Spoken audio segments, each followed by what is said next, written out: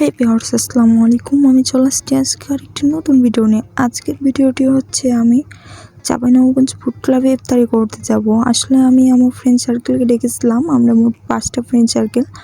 তো আমি তাদেরকে ডাকলাম যে আয় আমি ইফতারির করলাম। তো তারা বললো যে আসলে আমরা ইফতারি করবো না, আমাদেরকে বিরিয়ানি খাওয়াই দিচ্ছে। আমি বললাম ঠিক আছে, সমস্যা নেই, সন্ধ্যার পর তাহলে আয়।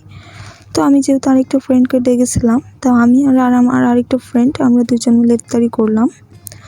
ফার্স্টে আমি চলে গেছি শান্তিমোড় থেকে আমি চলে যাচ্ছি এখন মার্কেট।